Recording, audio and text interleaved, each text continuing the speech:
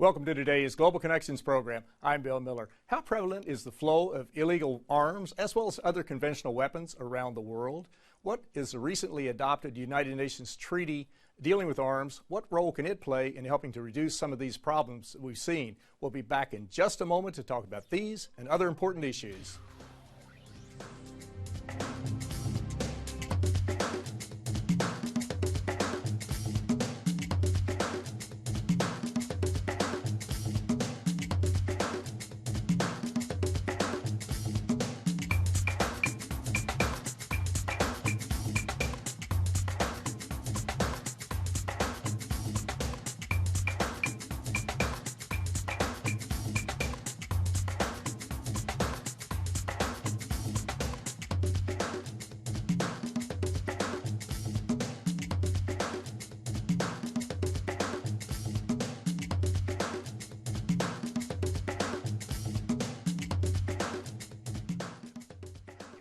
Welcome back to our program. Today we're taking a look at the flow of illegal arms and other conventional weapons around the world.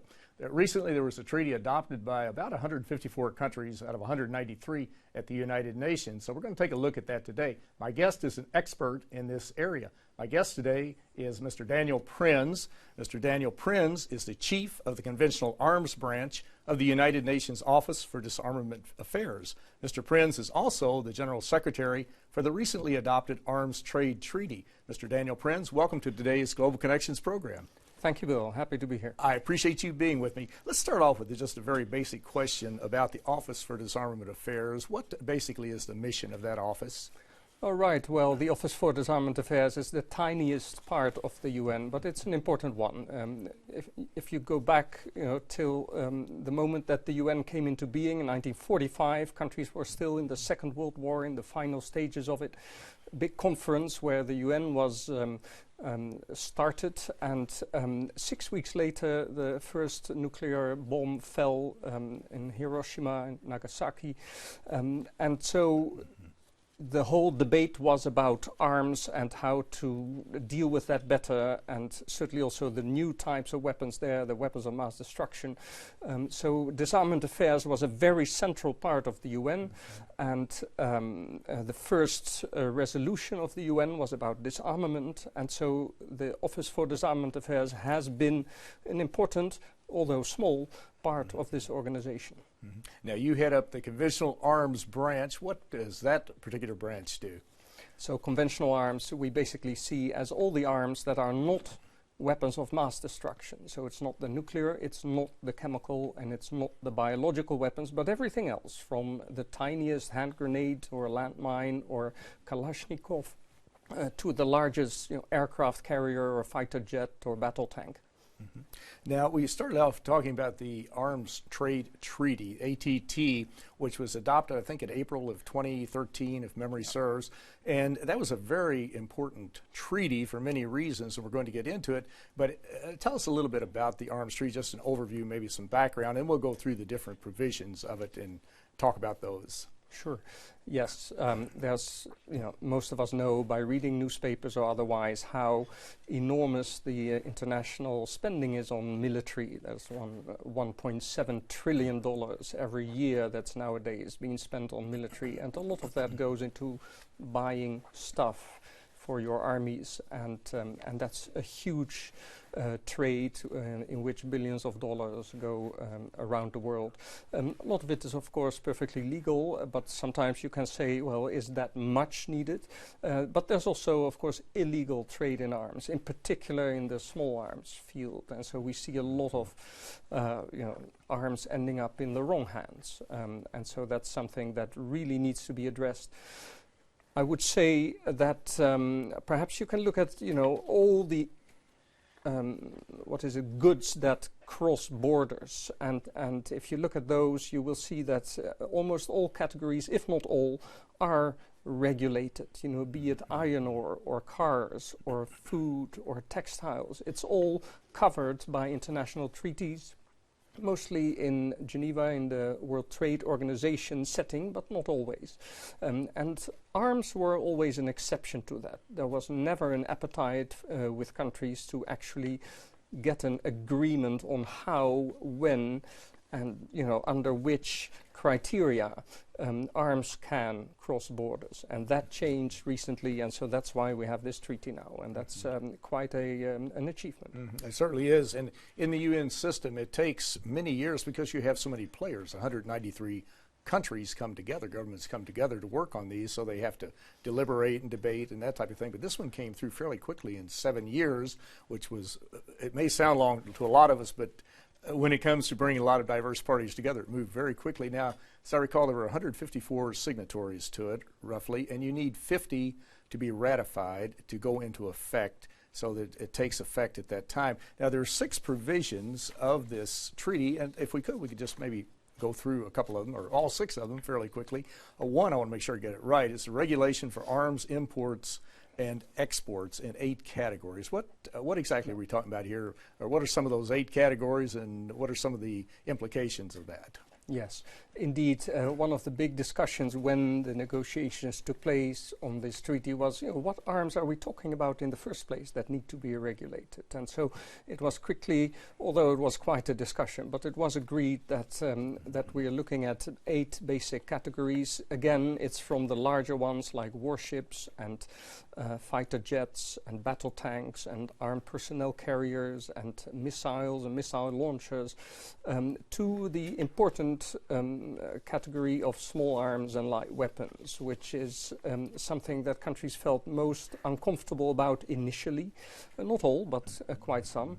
It's also because there's simply so many of them crossing borders nowadays, so if you regulate that, it means you have to keep a proper administration, and it comes with a lot of extra work, and so there was hesitation there, but small arms and light weapons have been fully included in the scope of this treaty, so that's very good, and it even includes, the treaty covers the ammunition for all these weapons and the parts and components. You cannot just send different parts and then assemble the stuff to sort of duck the treaty, so it's pretty strong on that side. Now, if our viewers would like more information on what we've been talking about today, they can go to www.un.org/disarmament and tap into your office and many other aspects within this overall operation. So it's very important. Now, you mentioned some of the concerns that countries had, and I'm sure when you bring 193 players together that there are going to be many concerns. What are a few of the concerns that they had, maybe not with just this one, but just overall with approving this type of a treaty? I think, first of all, we have to acknowledge that this is a treaty on a topic that is highly sensitive by itself. This is about self-defense and about what it means to be a country that decides for itself, how it needs to survive, so to speak, in dramatic words, but still, that is the case. So this is a treaty about the right to self-defense, and of course there's many other elements that play into this, but we understand that the sensitivity of this topic. Then there is the point that not every country produces arms for itself or for its export. If you produce arms for your own military, in a way that is a comfortable position, because you don't need to sort of look into limitations in the international trade, because you already domestically provide your military with whatever you think it needs. And so those countries that do not produce arms were, of course, in particular interested in setting up a system, if it needs to be set up, that doesn't limit their position in relation to those that produce for their own use the armaments to their own military. You alluded to sovereignty, the ability of a country to determine its own fate, to set its own policies and carry out programs and that type of thing. And I know there are many groups that strongly supported this arms trade treaty. There were some others who didn't. And one that comes to mind is the National Rifle Association, especially in the United States. And one of the concerns that was raised by the National Rifle Association was that they said that this type of treaty was an infringement upon the Second Amendment in the United States Constitution, which indicates or dictates that people have the right to bear arms in the United States. But this treaty would not really negatively impact that. It would have no effect on that, the Second Amendment, would it not? I don't think anyone can read in this treaty this suggestion, so there's no fear necessary there whatsoever. This is a treaty about the international arms trade. It says so. It's not like oblique about it. It says so, and it explicitly says that countries can regulate internally any way they wish, the possession and flow of arms within their borders. Now, another part of this is that states have the responsibility to assess the transfer of arms flowing across throughout their country or in and out of their country that could violate humanitarian law. What is the implication for that particular requirement within the treaty?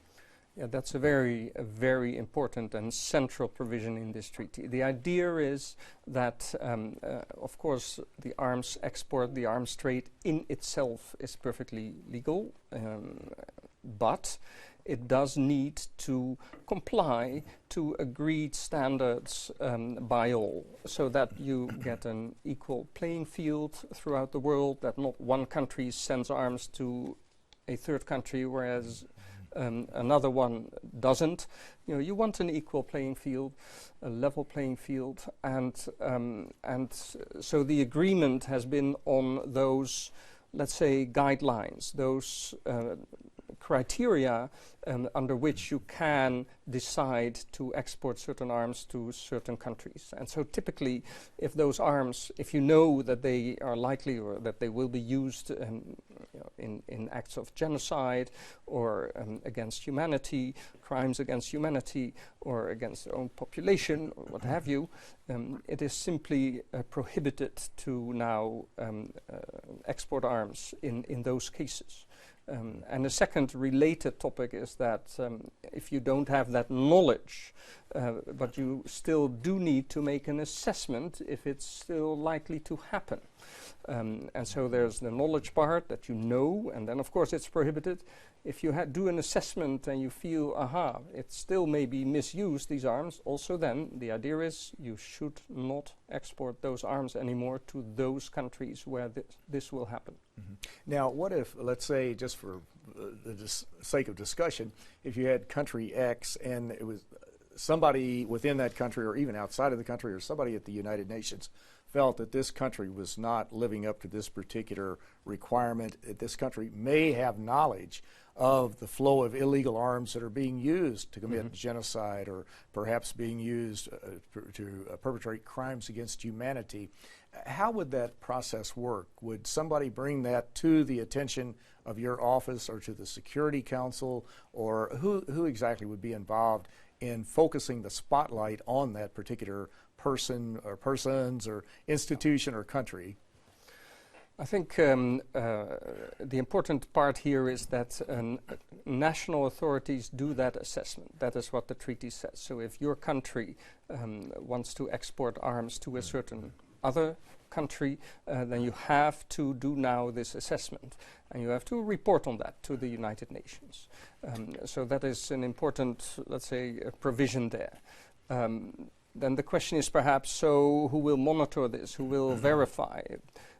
That is not foreseen in this treaty, verification and monitoring. I understand that because it's so highly political to do so that it's difficult to get, any body with authority to actually assess everything without making that into a highly politicized endeavor. But I think there's an important but. You can say this is a weak point of the treaty. I would say there is future meetings under this treaty. Every regular period, countries will come together, and that is a form of peer pressure where countries may bring up. We've seen that export by you. Explain, please, how your decision to export falls in line with your commitments under this treaty. And so that will, I think, improve the global situation tremendously. Well, you're watching Global Connections Television, which is an independently produced program. The opinions expressed on Global Connections are solely those of the moderator and his guest. Today we're looking at the Arms Trade Treaty that was recently adopted in April of 2013 by a large number, about 154 states in the United Nations. And we're focusing attention on this because it's a very important treaty. My guest today is an expert in this area. My guest today is Mr. Daniel Prins. Mr. Daniel Prins is the chief of the Conventional Arms Branch in the UN Office for Disarmament Affairs. Mr. Prins, we're talking about this very important treaty. Let's stop right here. We didn't at the beginning, but let's stop right in sort of midstream. Why is this treaty important? You've alluded to many important aspects of it, but why is it important for the countries at the United Nations, the 193 countries, even some who abstained, and I think there were only 3 who actually voted against it. 45 or so abstained, if I can do my math properly. But why is it important for the United Nations as an institution, for the countries, and especially for the people who are affected, negatively impacted by the flow of illegal arms, these other weapons that are wreaking havoc in many parts of the world? Yes. No, thanks for that. And that's, of course, a very central point to discuss.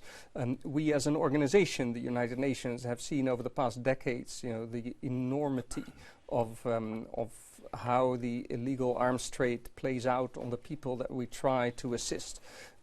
It can be in so many respects. Our peacekeepers are being shot at. Those that deliver food under the World Food Program are constantly the truck drivers being abducted, killed. Those fighting piracy and the drug trade, where so many arms also play a role constantly. Those that work in refugee camps and try to provide people in refugee camps with a better living. Constantly we see also there that there is threats and intrusions of those wearing guns or having them. So even colleagues who work on inner city programs, working with young people, gangs or former gang members, those working in development issues. Everywhere we see that security will be only improved if a safety is attained where, of course, you have less illegal guns around. And so for our organization, it's absolutely central that this treaty comes into being and works, but of course primarily for the people that we serve, and that's all the people in the world. You mentioned gangs, and that is so critical.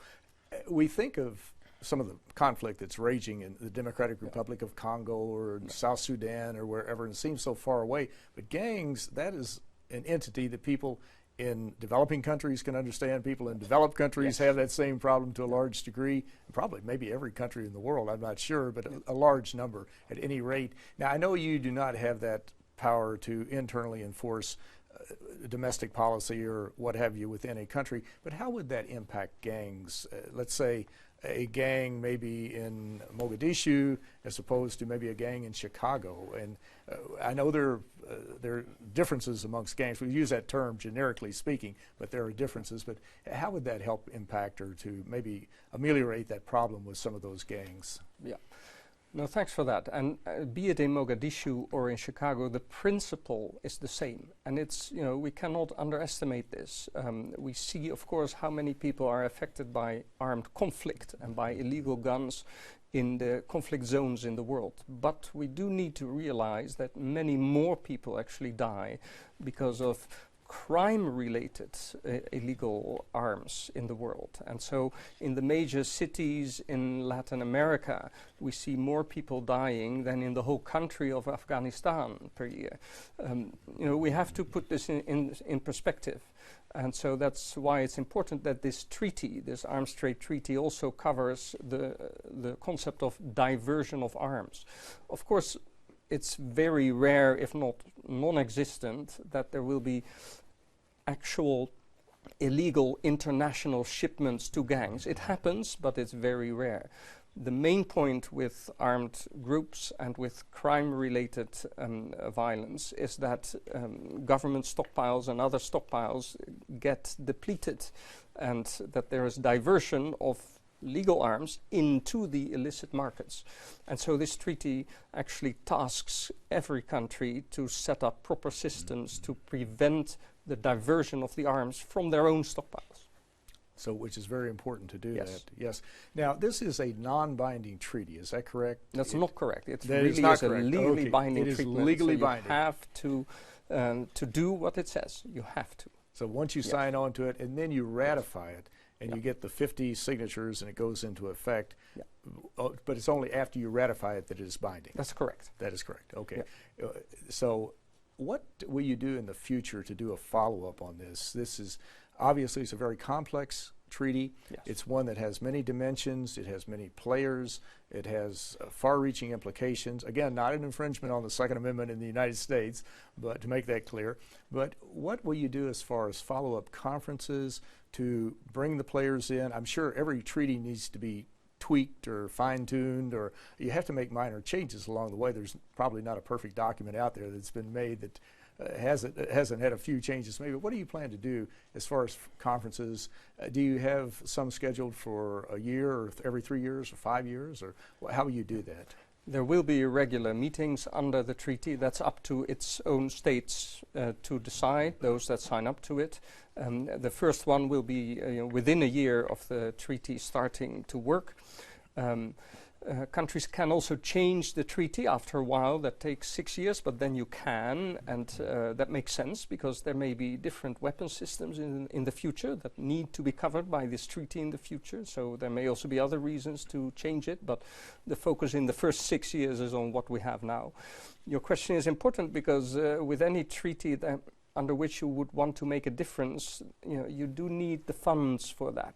And so we have set up what we call a trust fund. Basically, rich countries can put money into a fund within the United Nations, and we then work with that money with those countries that need that assistance to set up better systems, to set up proper legislation in their country, to help them get stockpiles for their military and their police that actually are guarded well and have good walls and a roof, and and so there's many things we can do with the funds that come in to actually make this treaty a reality for the people that are most affected by it. Mm-hmm. And one of the concerns I remember reading about that some groups expressed, they were, and maybe you could explain this, they were afraid that some governments might want to use this treaty to disarm their opponents, assuming that their opponents were not rebels or storming the national legislature, the national capital, or something along those lines,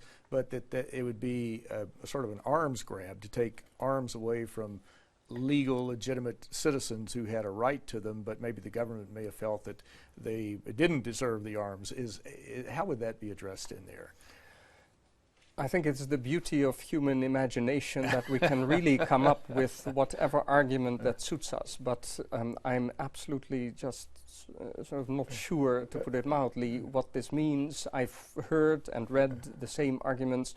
As I said before, this treaty doesn't cover how nationally, within your borders, you regulate possession of arms or anything related to arms. It just doesn't cover that. And so that remains a national decision for which a national debate is fine.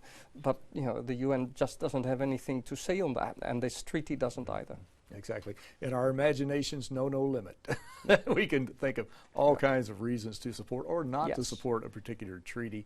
And this one, of course, is a very interesting one.